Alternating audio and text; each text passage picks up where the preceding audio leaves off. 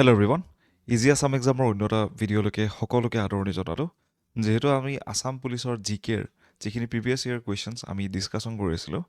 আমি এতিয়ালৈকে প্ৰায় তাৰে 4টা ভিডিঅ' আপোনালোকৰ আগত এতিয়ালৈকে দাঙি ধৰিলোঁ এইটো আমাৰ 5 নম্বৰ ভিডিঅ' য'ত নেকি আমি ৰিমেইনিং যিখিনি কুৱেশ্যন আছে তাৰ কিছু অংশ ইয়াতে ডিছকাশ্যন কৰিব ট্ৰাই কৰিম এই গোটেই পেপাৰখন আমাৰ SIOB যোৱা বছৰ অহা পেপাৰ হয় য'ৰ নেকি গোটেইখিনি কুৱেশ্যন আমি পুংখানুপুংখভাৱে in details with good amount of solution আমি ইয়াতে ডিছকাশ্যন কৰিম লগতে এই গোটেই ডিছকাশ্যনৰ PDF-খিনি আৰু আমাৰ এই কুৱেশ্যনছখিনি চলিউশ্যনছখিনিৰ কাৰণে আপোনালোকে আমাৰ টেলিগ্ৰাম চেনেল জইন কৰি ল'ব যাতে ফ্ৰী অফ কষ্ট এই PDF-খিনি আপোনালোকে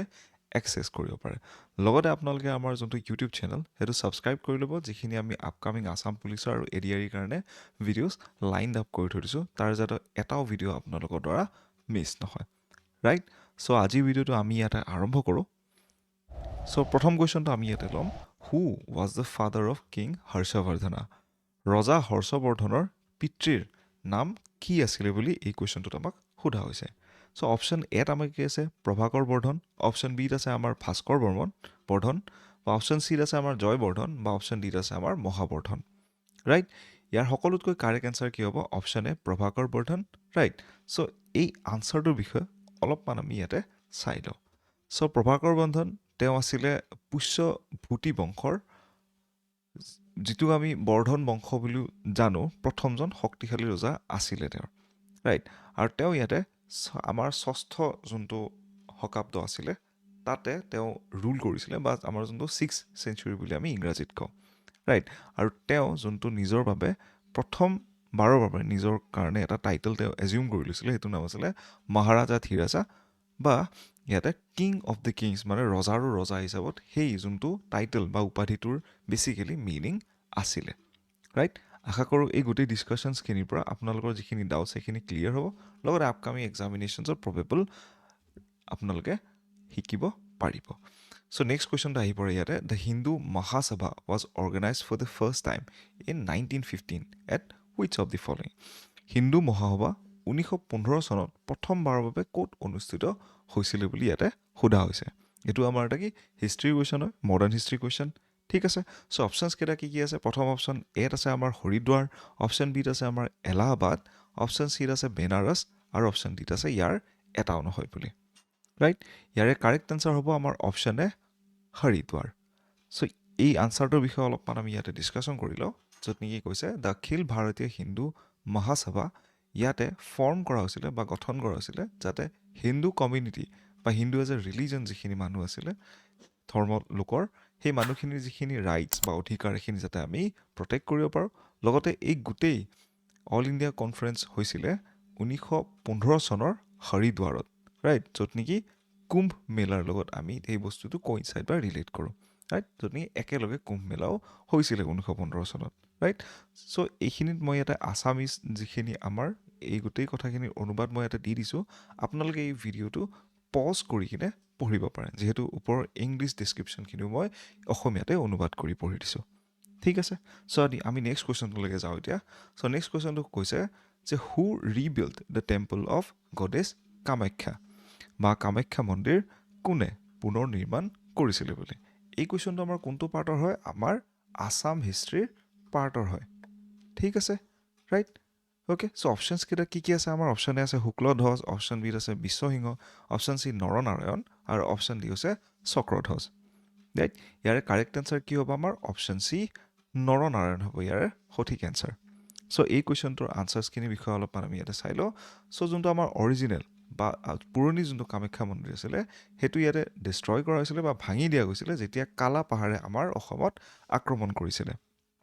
তেওঁ মোগলৰ সেনাপতি আছিলে তাৰপিছত প্ৰায় 1565 চনত ইয়াতে কোচ ৰজা নৰনাৰায়ণে এই আমাৰ যোনটো প্ৰেজেণ্ট মন্দিৰ বা বৰ্তমানৰ যোনটো মন্দিৰ সেইটো তেওঁ বনাইছিলে আৰু তেওঁৰ ভাই যোনটো চিলাৰায় বা আমি শুক্লধ্বজ বুলি জানো তেওঁৰ লগত মিলি কিনে তেওঁলোকৰ যেতিয়া শাসনকাল আছিলে তেতিয়া এই মন্দিৰটো তেওঁ বনাইছিলে 1565 চনত বহুতবাৰ কুৱেশ্যনত আমাক এই চনটো সোধে কিমান চনত বনোৱা হৈছিলে এই মন্দিৰটো বুলি ঠিক আছে চ' আমি নেক্সট কুৱেশ্যনটোলৈকে যাওঁ এতিয়া য'ত নি সুধিছে হু was the mother of Srimanta Sankardev Srimanta শংকৰদেৱৰ মাতৃৰ নাম কি আছিলে বুলি ৰাইট এইটো কুৱেশ্যন আমাৰ কি হয় আমাৰ আছাম হিষ্ট্ৰীৰ কুৱেশ্যন হয়। চ' অপশ্যন এত আমাৰ কি আছে খেৰসুটি আই, অপশ্যন বিত আছে সত্য সন্ধ্যা দেৱী, অপশ্যন চি দেৱী পাৰ্বতী আৰু অপশ্যন ডি হৈছে আমাৰ ইয়াৰ এজনো নহয় বুলি, that is none of them, right. So' ইয়াৰে কাৰেক্ট এনচাৰ কি হ'ব আমাৰ অপশ্যন বি সত্য সন্ধ্যা দেৱী, ৰাইট। চ' এই কুৱেশ্যনটোৰ আনচাৰখিনিৰ বিষয়ে অলপ আমি চাই লওঁ। শ্ৰীমন্ত শংকৰদেৱ, তেওঁ the great saint scholar and the father of the Assamese culture, right. অসমীয়া সংস্কৃতি তেওঁ পূজাৰী আৰু মহান সন্ত আছিলে, ৰাইট। 1449 চনৰ আলিপুখুৰী নগাঁৱত তেওঁৰ জন্ম হৈছিলে বৰদোৱাত, ৰাইট। আৰু তাৰপিছত তেওঁৰ মাৰ নাম আছিলে সত্য সন্ধ্যা দেৱী আৰু তেওঁৰ দেউতাৰ নাম আছিলে কুসুম্বৰ ভূঞা, ৰাইট। চ' এইখিনি আপোনালোকে পজ কৰি কিনে পঢ়িব পাৰে, ঠিক আছে এই ভিডিঅ'টো, ৰাইট। চ' আমি নেক্সট কুৱেশ্যনটোলৈকে যাওঁ এতিয়া, যে who among the following ambassadors of Queen Elizabeth visited Akbar's court to obtain the farman for trade in Gujarat, right. So' অসমীয়াত আমি পঢ়িছোঁ যে ৰাণী এলিজাবেথৰ কোনগৰাকী ৰাষ্ট্ৰদূতে গুজৰাটত বাণিজ্য কৰিবলৈ ফৰমান বিচাৰি আকবৰৰ ৰাজ্যসভালৈ আহিছিলে, ৰাইট। চ' ইয়াৰে কাৰেক্ট আনচাৰ কি হ'ব আমাৰ অপশ্যন চি জন মিল্ডেন হল, ৰাইট। অপশ্যন চি জন মিল্ডেন হল। চ' অলপমান আমি এইখিনি বিষয়ে পঢ়ি চাওঁ, য'ত নেকি কৈছে অলছ' ন'ন এজ জন মিল্ডেন হলক আমি আৰু এটা নামেৰে জানো জন মিডনেল বুলি, আৰু তেওঁ এজন আছিলে ব্ৰিটিছ এক্সপ্ল'ৰাৰ, ৰাইট, বা ব্ৰিটিছ পৰিব্ৰাজক, যোনে নেকি এডভেঞ্চাৰ কৰিব আহিছিলে অসমত আৰু ফাৰ্ষ্ট টাইম ইয়াতে ইণ্ডিয়াত আহিছিলে তেওঁ, ৰাইট। তেওঁ ওৱান অফ দ্য ফাৰ্ষ্ট বা প্ৰথম ব্ৰিটিছৰ ভিতৰত তেওঁলোকৰ মাজৰ এজন আছিলে যোনে নেকি ভাৰতত আহিছিলে, আৰু তেওঁৰ এম্পায়াৰ আকবৰ বা সম্ৰাট আকবৰৰ কোৰ্টলৈকে গৈছিলে, ৰাইট, তেওঁৰ ৰাজদৰবাৰলৈকে 1603 চনত, ৰাইট, এজ এন এম্বেচাডাৰ বা দূত হৈ কুইন এলিজাবেথ ওৱানৰ, অ'কে। চ' আমি নেক্সট কুৱেশ্যনটোলৈকে যাওঁ এতিয়া। চ' নেক্সট কুৱেশ্যনটো সুধিছে when and where was the first meeting of the Assam Association were held? চ' অসম এছ'চিয়েশ্যনৰ প্ৰথমখন সভা কেতিয়া আৰু ক'ত হৈছিলে বুলি, ৰাইট। এই অসম এছ'চিয়েশ্যনটোৱে আমাৰ 1921 চনত গৈ কিনে আমাৰ অসম প্ৰদেশিক কংগ্ৰেছ কমিটিলৈকে ৰূপান্তৰিত হয়, ৰাইট। চ' অপশ্যন এত কি দিয়া আছে আমাৰ 1905 ডিব্ৰুগড়ত, অপশ্যন বি দিয়া আছে 1904 গুৱাহাটীত, অপশ্যন চি 1905 লখিমপুৰ আৰু অপশ্যন ডি হৈছে আমাৰ 1904 যোৰহাটত, ৰাইট। ইয়াৰে কাৰেক্ট এনচাৰ কি হ'ব আমাৰ অপশ্যন এ ডিব্ৰুগড়ত 1905 চনত, অ'কে। আছাম এছ'চিয়েশ্যন কেতিয়া ফৰ্ম হৈছিলে আমাৰ 1903 চনত, ৰাইট। চ' ইয়াৰে কাৰেক্ট এনচাৰখিনিৰ বিষয়ে অলপমান আমি চাই লওঁ। The Assam association was formed in 1903, মানে 1903 চনত আছাম এছ'চিয়েশ্যন ইয়াতে গঠন কৰা হৈছিলে, লগতে প্ৰথমখন জেনেৰেল মিটিং ইয়াতে 1905 চনত আমাৰ ডিব্ৰুগড়ত হৈছিলে বুলি, ৰাইট, অ'কে। চ' ইয়াৰ বিষয়ে আপোনালোকে এইখিনি পজ কৰি কিনে ভিডিঅ'ৰ পৰা পঢ়ি ল'ব পাৰে, লগতে আমাৰ টেলিগ্ৰাম চেনেল জইন কৰিলে এই PDF-খিনি আপোনালোকে ডাউনলোডো কৰি ল'ব পাৰে, ৰাইট। চ' আমি নেক্সট কুৱেশ্যনলৈকে যাওঁ, য'ত নেকি সুধিছে হু was the first governor of the independent Assam? স্বাধীন অসমৰ প্ৰথমগৰাকী ৰাজ্যপাল কোন আছিলে বুলি ইয়াতে সোধা হৈছে, ৰাইট। চ' অপশ্যন এত আমাৰ কি আছে ফখৰুদ্দিন আলি আহমেদ, অপশ্যন বিত দিয়া আছে ছাৰ ছাদুল্লাহ, অপশ্যন চিত ছাৰ আকবৰ হেদাৰী আৰু অপশ্যন ডিত দিয়া আছে ইয়াৰ এজনো নহয় বুলি, ৰাইট। ইয়াৰে কাৰেক্ট এনচাৰ কি হ'ব আমাৰ অপশ্যন চি ছাৰ আকবৰ হেদাৰী, ৰাইট। চ' এই আনচাৰ্ছটোৰ বিষয়ে অলপমান আমি ইয়াতে চাই লওঁ। চ' তেওঁৰ ফুল নামটো আছিলে ছাৰ মহম্মদ ছালেহ আকবৰ হেদাৰী, ৰাইট। তেওঁ আছিলে অসমৰ প্ৰথমজন গভৰ্ণৰ আফটাৰ ইণ্ডিয়া গেইন দি ইণ্ডিপেণ্ডেঞ্চ, স্বতন্ত্ৰ হোৱাৰ পিছত তেওঁ প্ৰথমজন গভৰ্ণৰ আছিলে। চ' বাকীখিনি ডিটেইলছৰ কাৰণে এই ভিডিঅ'টো পজ কৰি কিনে আপোনালোকে ভালকৈ পঢ়ি ল'ব পাৰে, ঠিক আছে।